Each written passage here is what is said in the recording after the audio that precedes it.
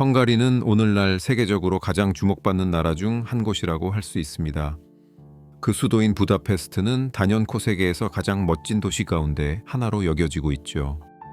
이 나라 곳곳에서는 유네스코 세계유산으로 등재되어 보호받는 무수히 많은 유적과 건축물들을 만날 수 있습니다. 게다가 헝가리에는 중앙 유럽 최대의 호수인 벌러톤호와 유럽에서 가장 넓은 초원인 호르토바지 같은 믿기 힘든 자연의 경이로움 역시 존재합니다. 헝가리는 면적이 대략 9만 제곱킬로미터에 달하는데 건축물 탐방을 위해 여행하는 사람이라면 이 국가를 리스트에서 절대 빼놓아서는 안 됩니다. 건물의 모습이 그야말로 눈이 부실 정도이기 때문이죠. 고전시대의 걸작들과 흥미로운 박물관들이 합쳐져 전 세계 방문객들을 유혹합니다. 중앙 유럽 한가운데 자리 잡은 내륙 국가인 헝가리의 국경은 북쪽 슬로바키아, 동쪽 루마니아, 남쪽 세르비아, 그리고 서쪽 슬로베니아와 맞닿아 있습니다. 터키에서 출발하면 헝가리로 직항으로 도착할 수 있습니다. 이 나라는 유럽연합에 속해 있으므로 유효한 쉥겐 비자만 있으면 입국하는 것이 아주 수월합니다. 하지만 조심하십시오. 여름철에는 기온이 쉽게 35도에 도달하여 매우 뜨거울 수 있습니다. 그와 달리 겨울은 눈과 함께 맹추위를 동반하며 온도가 흔히 영하 10도까지 내려가곤 합니다. 헝가리를 여행하면 볼에 입 맞추는 인사가 이곳에서는 일반적이지 않다는 사실을 빠르게 알게 됩니다. 특히 다른 성별의 사람에게는 더더욱 그렇죠. 악수가 선호되는 격식 있고 예의 바른 인사법입니다. 헝가리 사람들은 대체로 이름과 성 모두를 불러 상대방을 호칭합니다. 만일 헝가리 가정으로 초대를 받는다면 선물을 지참하는 것이 이곳의 관례입니다. 꽃 초콜릿 아니면 고급 와인 한 병 정도를 추천합니다. 빈손으로 나타나는 것은 예의에 어긋난다고 여겨질 테니까요. 그리고 중요한 것 하나 더 실내에 발을 들일 때는 신발을 벗어야 합니다. 금방 눈에 띄는 또 다른 점은 바로 흡연이 흔하다는 사실입니다. 비록 대중교통과 실내 공공장소에서는 흡연이 금지되어 있지만 헝가리 사람들 중 상당수가 담배를 많이 피웁니다. 추가적으로 명심해야 할 점은 이곳에서는 영어가 더 광범위하게 사용된다는 것입니다. 실제로 영어를 구사하는 능력은 일자리를 구할 때 종종 필수 조건이 되기도 합니다.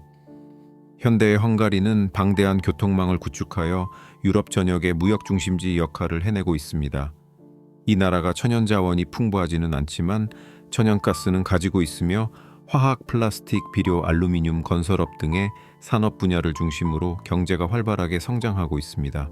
그래서 부다페스트에 내린 후 택시를 이용하고 싶을 때 현금이 없다 해도 카드로 지불할 수 있습니다. 공항 내에 환전 카운터가 있긴 하지만 수수료가 상당히 비싸므로 그곳에서 환전하는 것은 추천하지 않겠습니다. 지금 시점에선 터키 1리라가 약 헝가리 23포린트에 해당합니다.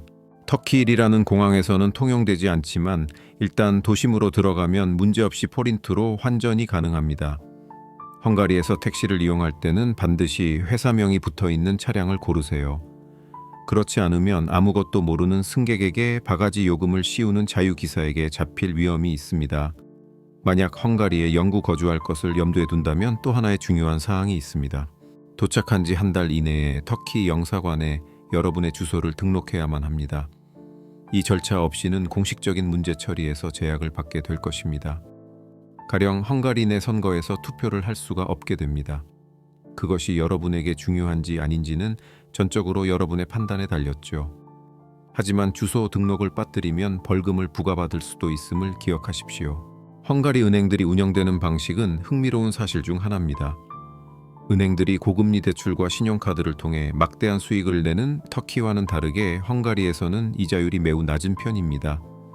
이로 인해 이곳 은행들은 다른 방법으로 수익을 창출하고 있죠. 예를 들어 거래 은행의 ATM에서 현금을 인출할 경우 매월 3회나 4회만 수수료가 면제됩니다. 그 횟수를 넘어서면 그들은 수수료를 부과합니다. 만약 은행 이름이 붙어 있지 않은 ATM을 사용하게 되면 그 수수료는 예상외로 높을 수 있습니다. 헝가리에서 아파트를 임차할 예정이라면 터키와 다른 점을 또 하나 알게 될 것입니다. 헝가리의 집주인들은 통상 한 달치가 아닌 2달치 월세를 보증금으로 요구합니다. 즉 계약을 할 때 보통 월세의 3배에 해당하는 금액을 선불로 내야 한다는 의미입니다. 월세 1개월분과 보증금 2개월분입니다. 이와 대조적으로 헝가리에서 차량을 빌리는 것은 그다지 좋은 생각이 아닙니다. 임대료 자체가 문제가 아니라 바로 주차가 문제입니다. 숙소에 무료 주차 공간이 없다면 주차 요금이 엄청나게 비싸다는 사실을 깨닫게 될 것입니다. 실제로 헝가리는 유럽 내에서 가장 높은 수준의 주차 비용과 교통 벌금을 부과하는 국가 중 하나인데 관광지 근처에서 특히 심하며 교통 법규도 매우 엄격하죠. 심지어 맥주 한 잔만 마신 후에도 운전이 허용되지 않습니다. 법적인 혈중 알코올 허용치는 온콩제로이기 때문입니다. 적발될 경우 면허를 박탈당할 수도 있습니다. 헝가리를 유학 장소로 고민하는 사람들에게는 실제적인 이점들이 있습니다. 여기서 취득한 학위는 유럽 연합 전체에서 인정을 받기 때문에 다른 EU 국가에서 일할 때 추가 자격 시험에 대해 염려할 필요가 전혀 없습니다. 헝가리 유학은 다른 여러 유럽 국가들과 비교했을 때 비용이 더 합리적이기도 합니다.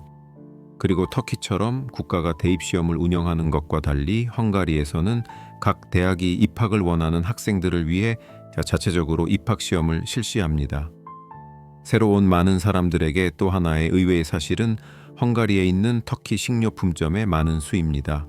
이 상점들은 터키어로 된 라벨이 부착된 광범위한 터키 상품들을 판매하여 쇼핑하는 것을 익숙하고 편하게 해줍니다.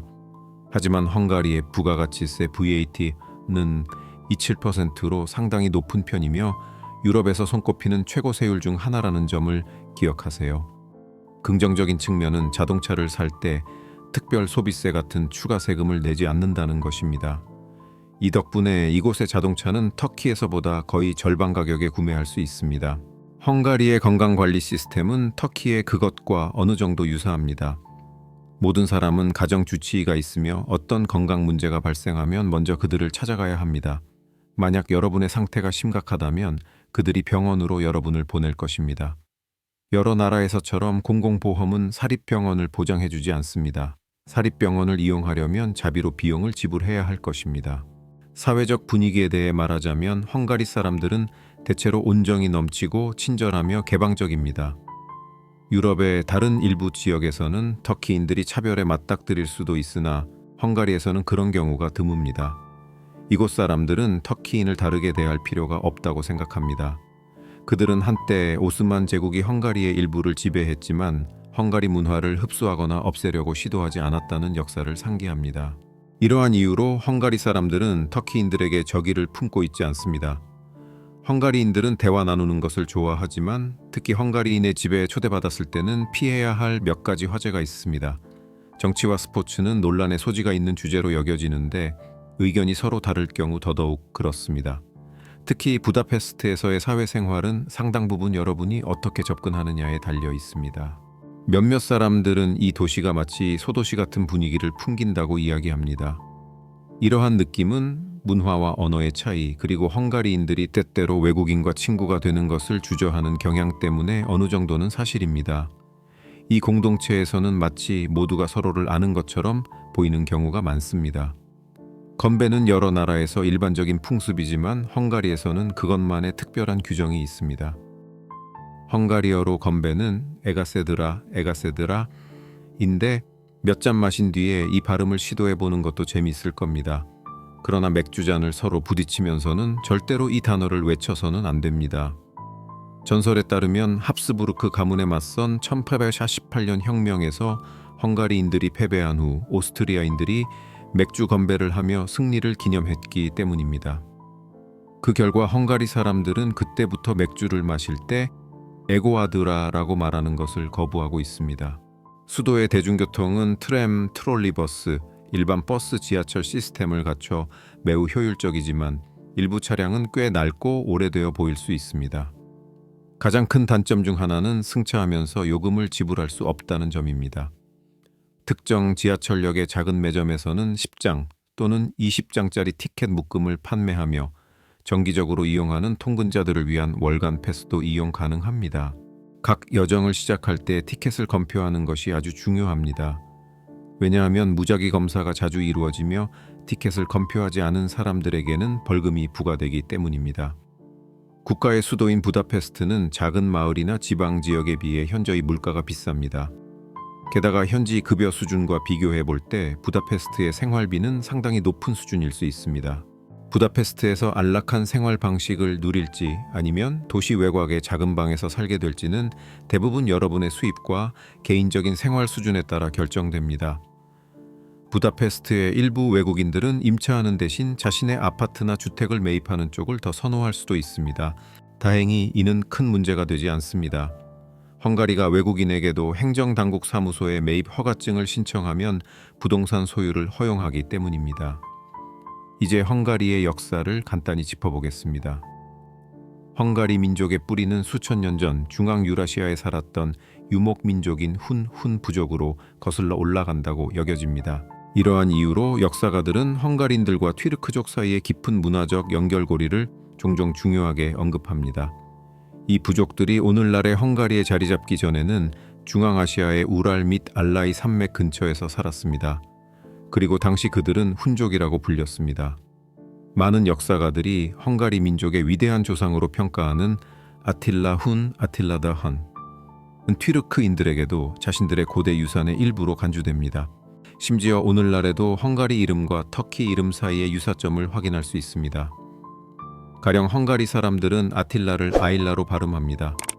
엠레이는 임레이가 되고 술탄은 줄탄으로 불리죠.